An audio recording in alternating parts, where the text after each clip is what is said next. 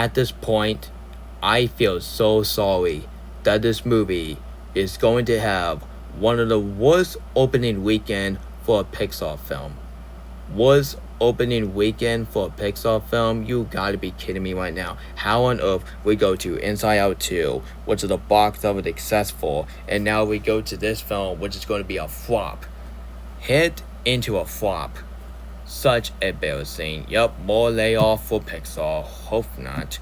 Hello, fellas. What the search? My name is Nick Hicks to your lounge here, and let's talk about the new Pixar film, which is coming out this Friday with Jeanette and Elio. Guys, I am very sorry I'm saying the title wrong because it's kind of reminding I'm saying Elio from The Little Mermaid, so cut me a strike, would ya? I was just doing it for comedy purposes. So anyway, enough further ado. Let's get the business, shall we? So when Rotten Tomatoes reviewed this movie, and this movie got a 82% on Rotten Tomatoes, which I am so happy that Rotten Tomatoes is giving this film justice. Like, I am so, honestly, I was so worried that the fact that this movie is gonna get, it's gonna get like a 50% or even was a 30%. Ugh. Yeah, I am so glad that Rotten Tomatoes didn't do that. Because the box office is gonna treat this film like dirty. Like they're gonna treat this film dirty, and they're gonna, yeah, that's all I have to say. This film's gonna treat dirty by the box office. Let's continue. So not just Rotten Tomatoes give this film justice, even IMDb give this film a 7.1 out of 10 on IMDb. Actually, here's my thing. I'm very excited for this movie.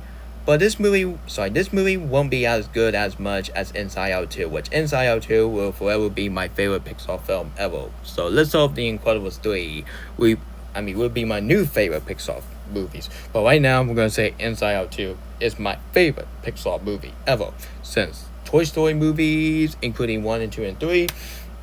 And last not least, Finding Nemo, I guess, or Monster Inc., or Bug Life, I'm about to say. So yeah, actually this film got a 7.1 out of 10 on IMDb, which is a really great rating, but not as good as Inside Out 2 rating. And shocking enough, do you know that those two animated films are original? Yeah, you're gonna get K-Pop Demon Hunter, and of course you're gonna get Elio. Elio is coming out in theaters, and K-Pop is coming on Netflix.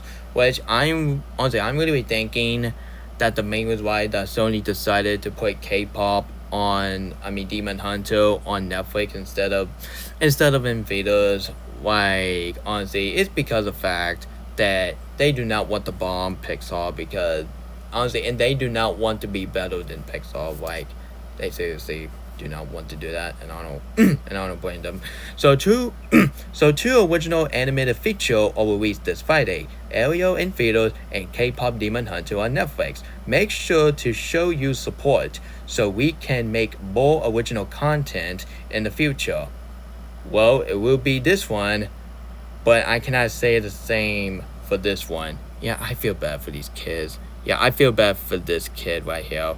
He was trying his best to dream to become an alien, and now you're gonna get this treatment. Yeah, you're gonna get this treatment. Yeah, box office doesn't even care about the box office, and they do not even care about the original Pixar film. Like, why on frick that a original Pixar film is getting treated like dirty? Like, first it was Soul, second was Luca, third it was Turning Red. Sorry about stuttering, and sorry about my grandbird.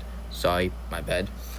Fourth, it was Elemental, and now we got Elio, which is on track to earn $27 million and $34 million on the domestic box office opening weekend, and reportedly the budget is of nearly $300 million.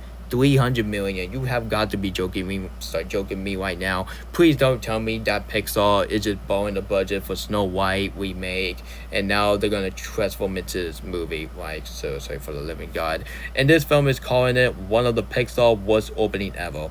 Like, how on earth we go to Inside Out 2, which is a box office successful, and now we go into this film to be a box office bomb. Oh my God.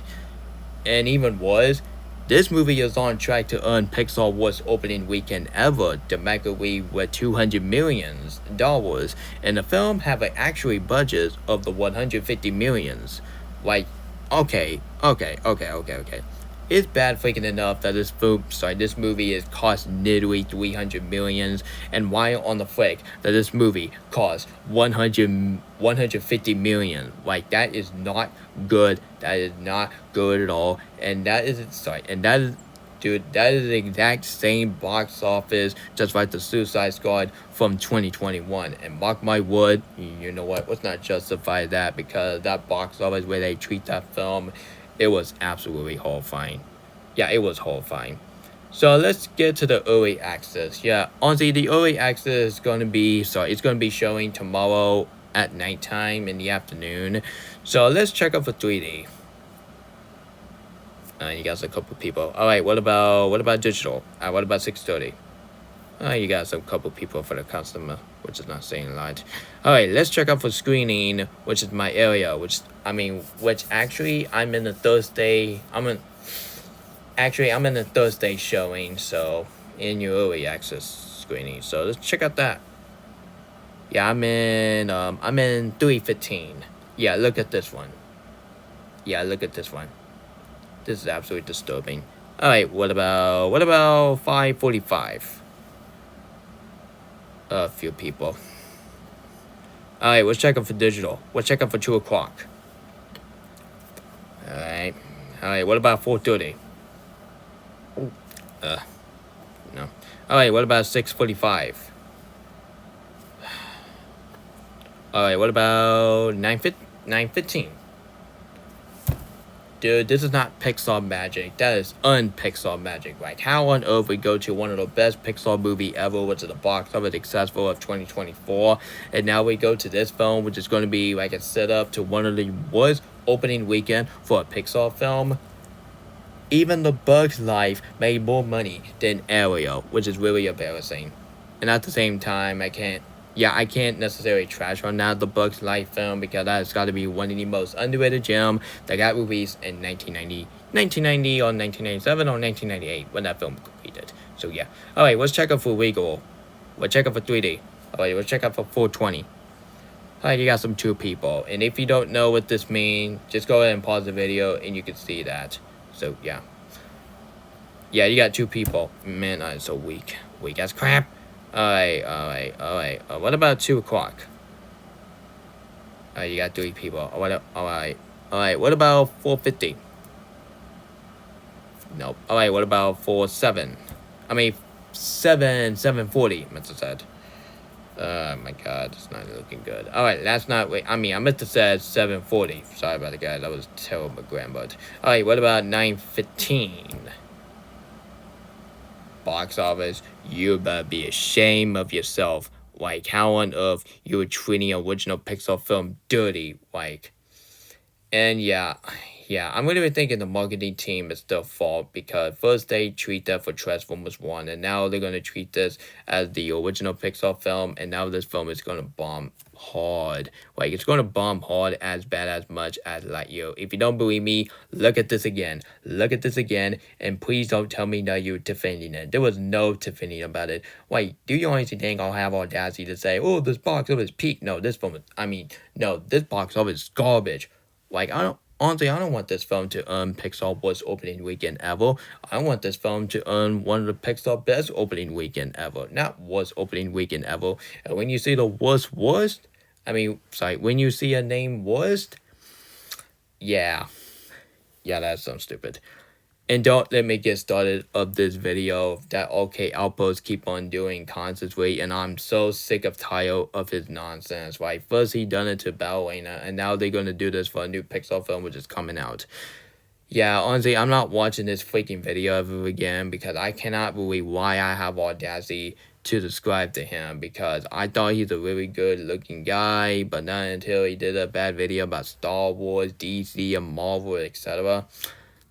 Even I'm kind of done of Dennis Dimension because of that Snow White video that he did, honestly. But I gotta say, at least he is not as bad as OK Outpost and Jeremy for Geeku Gamer, because Dennis Dimension said that he's not a part of the Phantom Menace, and I am so glad that he's not a part of it. Well, that doesn't mean that doesn't mean he will stop saying the woke term. Like, he will keep using that term in daily basis. So okay, Outpost, go fake yourself, and this video is garbage. Like seriously, it's not the end of Pixar, it's not the end of Disney, it's never will, and quit saying that you want Disney to get shut down. Like seriously, if Disney gets shut down, there would be no Pixar, there would be no Kim Possible, it would be no Frozen Duology, it would be no Disney Channel, there would be no Lucasfilm, there would be no Marvel, and there would be no more upcoming movie for Walt Disney Animation Studio. Yeah, Disney, do better for your company, and Phantom Menace, go fake yourself, and won't you Disney haters. And I almost said the D word, so my apology. I might cut that part out. You know what? Let's not do that. So, fellas, that was my video about this. Sorry about this new Pixar film, which is coming out this Friday, which is not an Elio. Guys, I want you.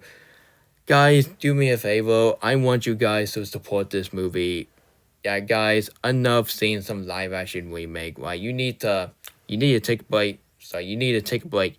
You need to take a break by seeing some live action remake. This is the main reason why that How to Train Your Dragon 2025 and Lilo and Stitch 2025 is making more money than The Final Awakening, The Avengers, and last not least, Ballerina.